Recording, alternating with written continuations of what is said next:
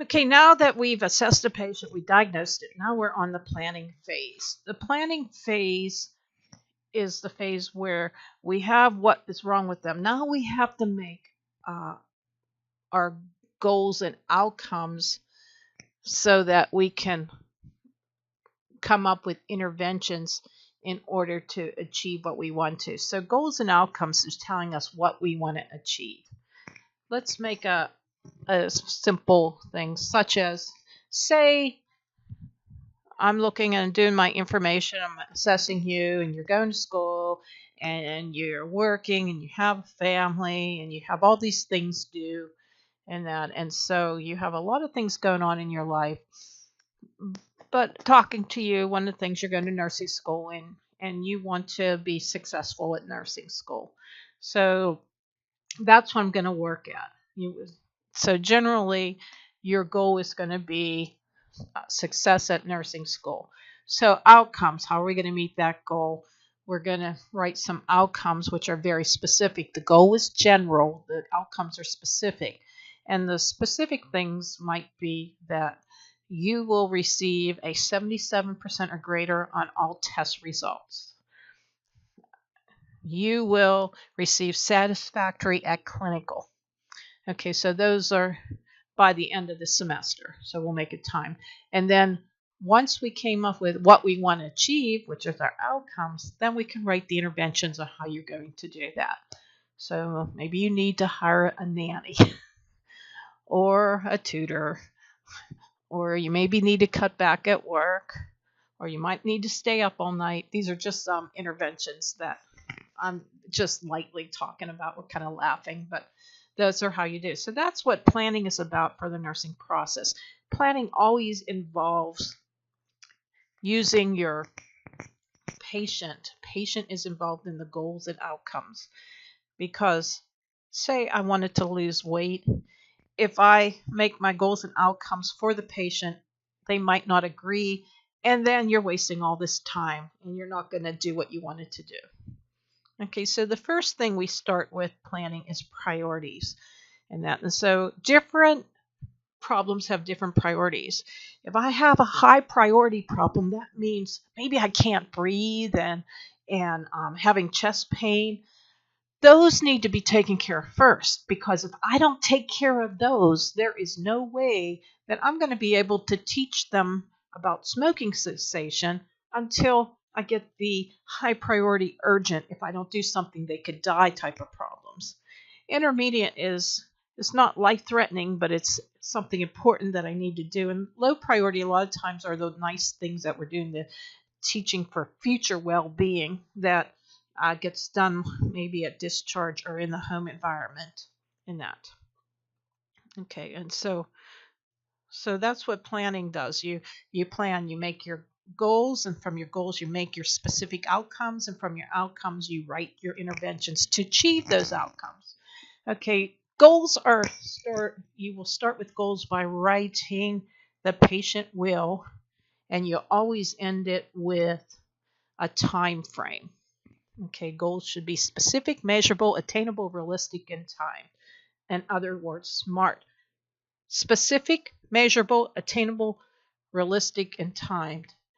I said, if I say a goal is the patient will have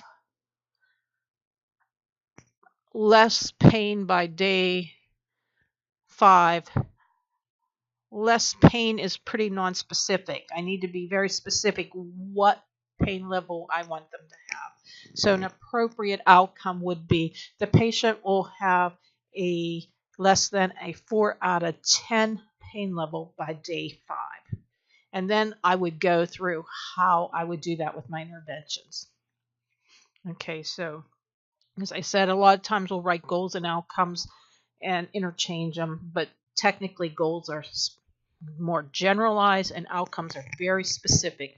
You can only have one measurement with each outcome that you have. If you're measuring more than one thing, the patient will have pain less than 4 out of 5, and their blood pressure will be less than 120/80.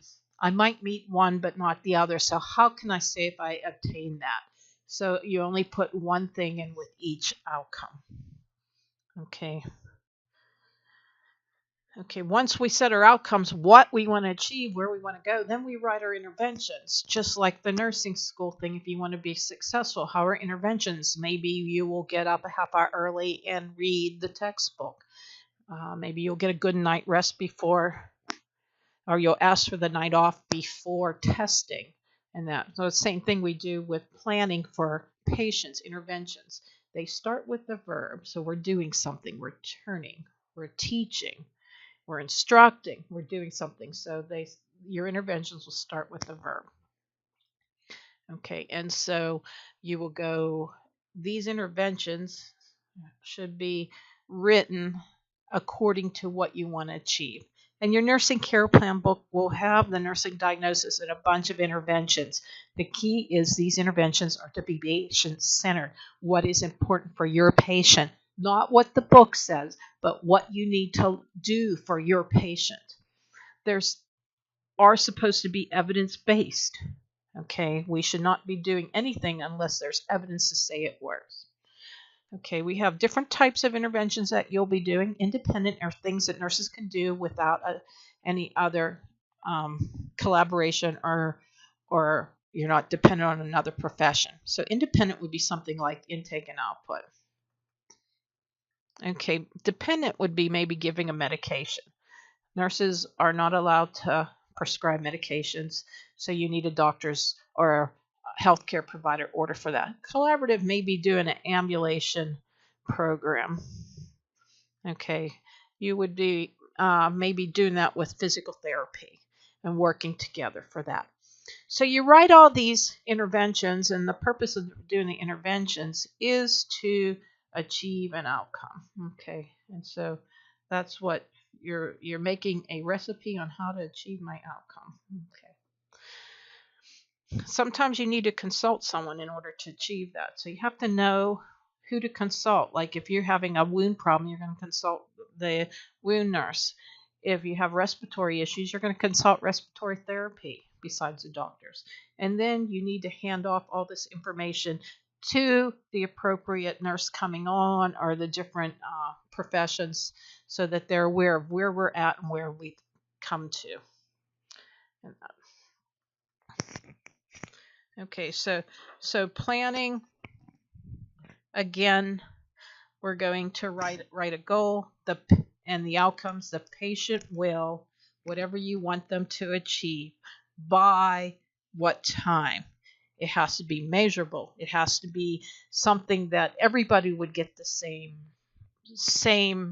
response. If I said, yes, did you meet it or not? Okay. Evidence-based interventions. Will they work? Is it feasible, though? Is it too costly to do this? So you have to look at, do I have enough staff to do these interventions? So when you're writing them, you do have to be careful with that. When I write my interventions, I start with an intervention that actually assesses the problem. So if I have impaired skin, my first intervention would be assessing factors that are leading to impaired skin. And I should do that every shift, so I'm going to write that down. The next thing I'm going to do is things that are going to help with the healing, such as I'm going to turn and reposition my patient every 2 hours. I'm going to keep the skin dry. I'm going to apply whatever dressing changes that I'm supposed to do. So I would be doing all that stuff, but I'm actually doing something to make the problem better. And then the last thing I'm going to do is I'm going to do some patient education and instruct the patient the necessity to turn and reposition themselves as best as possible, to eat a proper diet. So I'll be doing some patient education. So when you're writing your interventions, again, start with, you assess the problem, like 1 or 2 there. Then you're going to go under therapeutic interventions. Those are things that you're doing to make that problem better. If I just assessed it and looked at it the whole time, that problem's not going to get better. I have to actually do something. And then educate your patients. Okay, and so those are, in a nutshell, that's what you're going to do when you do the the planning phase. The next phase is the interventions, and this is, or the implementation phase. So let's get to that. So this is when you have your planner can. It's all there, ready to go. It looks beautiful. The patient agreed with it. Now we have to implement it. Okay, and so there's certain things that we look at. And so before we talk about doing that, I'm going to talk a little about some interventions, standard nursing interventions. We have something called clinical practice guidelines. These are whenever someone has, say they're coming in with a problem such as pneumonia, heart attack, stroke, the medical community has come up with guidelines that should be implemented for best practice, evidence-based best practice. So when someone comes in with that, right away there are some standing interventions that we're going to be doing according to the practice guidelines that we need to follow. So this has been researched, and this is showing best practice. We also have things, some interventions that are standing orders. When a patient comes in and they're having chest pain and they're in ICU, they have standing orders to give medication for that pain, to put oxygen on them, maybe to treat arrhythmias. Those are already available that they can use, that they've already been approved. So those are some interventions that can be done according to what have been approved by the medical community. When we're doing interventions, we do have some considerations that we need to do. We need to look at the standards of practice. American Nurses Association, it says what is competencies for establishing professional and caring relationships, evidence-based interventions and technologies, ethical and holistic care. They're telling us these are their standards of practice that we need to follow. QCIN gives us standards for patient-centered care, looking at safety, ethics, and having the patient being involved in their care, and that initiating effective treatments for them. So these are things that we need to follow as a nurse. We need to follow our standards of practice according to what the ANA says, QCIN says, and the different agencies out there. Okay, so when we're doing interactions, some things are for direct patient care. That's things that we do with the patient. We have indirect care. We do a lot of things. You see people charting all the time. A lot of their time is spent doing that. You're giving report to each other. You're talking with the doctor. You're developing a care plan. Those are indirect care. Direct care is things with the patient. Those would be working with their activities of daily living, which include ambulating them, eating, dressing, bathing, grooming. Then you'll hear something, IADLs, instrumental activities of daily living. Those are skills, such how do they shop, repair mills, do they house clean, can they write checks, and so these are some things that we will use when we're providing care. We'll counsel, we'll teach, anything that we're doing that is in direct line with the patient. So we have direct care and indirect care interventions that we do. Okay, and so before we implement our plan of care, okay, the first thing you need to do is to reassess that patient. Is it appropriate to start this? If I want to get them up and walking to increase their activity tolerance, if they just had chest pain, I cannot get them up. I need to wait and reassess them to make sure they're stable. So that's the first thing you do. You're going to reassess the patient. Once you decide that it is okay and that it's appropriate, then it's time to get them up and to walk them if that's what our plan of care says. But we're going to look at all the interventions. Are they appropriate?